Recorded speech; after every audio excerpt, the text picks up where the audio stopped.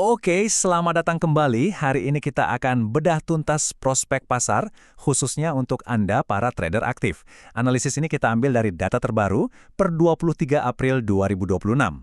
Langsung saja ya ke poin paling pentingnya, kondisi pasar saat ini, wah ini berbahaya. Beneran berbahaya, apalagi kalau Anda nggak siap.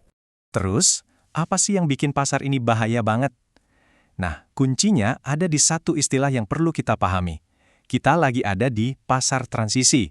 Pasar transisi itu gimana? Gampangnya, ini bukan pasar yang lagi naik jelas atau turun jelas.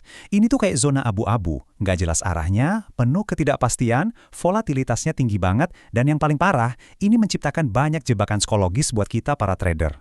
Jadi gini, pas pasar tiba-tiba loncat naik, kita langsung kena FOMO. Takut ketinggalan kereta, pengennya langsung ikut beli. Tapi, begitu pasar anjlok, kita malah masuk ke mode denial atau penyangkalan. Nanti juga balik lagi, gitu pikirnya. Nah, kombinasi dua hal ini, wah ini yang bikin kita susah banget buat trading pakai kepala dingin.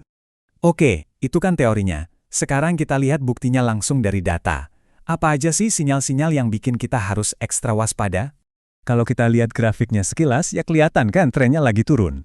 Tapi cerita yang lebih dalam dan lebih penting itu justru ada di indikator-indikator teknikalnya. Lihat deh, secara teknikal ini jelas banget. Harganya di bawah moving average 20 dan 50, artinya trennya bearish. RSI-nya lemah, momentum MACD-nya juga makin pudar. Dan ini yang penting, volume penjualan justru meningkat pas hari-hari pasar merah. Artinya ini distribusi, bukan akumulasi. Ditambah lagi dana asing jualan gede-gedean, minus 1,3 triliun. Kalau mau diterjemahin secara jujur, ini artinya apa? Gampangnya gini. Kenaikan atau rebound yang kemarin kita lihat, itu sepertinya udah mulai kehabisan bensin. Kelihatan rapuh banget dan kayaknya sih nggak bakal lama. Nah, kelemahan teknikal ini bukan tanpa sebab. Ada 4 pendorong utama dari sisi makro dan sentimen yang menekan pasar saat ini. Oke, itu tadi gambaran kondisi sekarang. Terus gimana ke depannya? Yuk, kita coba proyeksikan apa yang kemungkinan besar akan terjadi dalam 2-4 minggu ke depan. Ada 3 skenario utama di sini. Grafik ini nunjukin probabilitasnya dengan sangat jelas. Lihat, yang paling gede itu 60%. Artinya, skenario yang paling mungkin terjadi adalah pasar akan bergerak sideways dan choppy, naik turun gak jelas. Skenario utama ini artinya apa buat kita? Bakal banyak pergerakan naik yang kenceng, tapi turunnya juga sama kencengnya. Akan banyak banget false breakout, alias sinyal palsu. Nah, kondisi kayak gini, ini justru jadi arena bermainnya para trader aktif, bukan buat investor pasif. Coba deh kita bandingkan skenario bearish dan bullishnya. Risiko pasar turun itu probabilitasnya 30%, sementara untuk naik cuma 10%. Artinya apa? Risiko penurunannya 3 kali lipat lebih mungkin terjadi. Dan kita juga punya pemicu yang jelas banget buat diwaspadai, misalnya kalau rupiah tembus 17.200. Oke, pertanyaannya sekarang, terus gimana cara trading di pasar kayak gini? Penting banget untuk diingat, strategi seorang trader dan seorang investor itu bakal beda 180 derajat saat ini. Nah, ini dia buku panduannya, game plan-nya. Pertama, Anda harus gesit. Fokus saja ke saham-saham big caps yang jelas, kayak perbankan atau telco. Hindari saham gorengan. Kedua, tradingnya harus cepat. Tahan 1-3 hari aja cukup, jangan kelamaan. Dan yang terakhir, beli pas lagi lemah, jual pas lagi kuat. Jangan kebalik, dan jangan terlalu pede. Intinya, pola pikirnya harus diubah.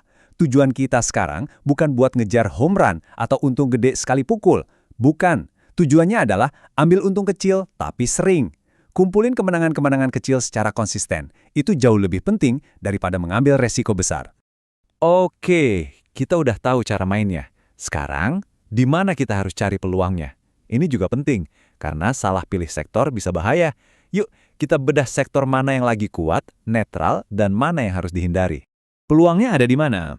Fokuskan perhatian Anda ke sektor yang relatif kuat, seperti bank-bank besar dan telekomunikasi. Ini sektor defensif. Sebaliknya, hati-hati banget sama sektor energi dan komoditas. Sektor-sektor ini lagi rentan banget karena ketidakpastian global.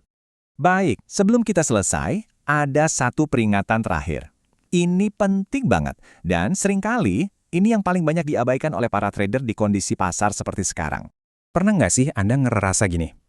Lihat berita, IHSG hijau, katanya pasar lagi naik. Tapi pas cek portofolio sendiri, kok malah merah? Pernah? Nah, inilah jawabannya. Fenomena ini namanya market breadth yang buruk. Artinya, kesehatan pasar secara keseluruhan itu sebenarnya lemah. kenaikan indeks itu cuma ditarik sama segelintir saham raksasa aja. Jadi sementara indeks kelihatan oke, sebagian besar saham lainnya sebenarnya lagi stagnan atau bahkan turun. Jadi, kesimpulan utamanya tanpa basa-basi. Ini bukan awal dari bull market yang baru, sama sekali bukan.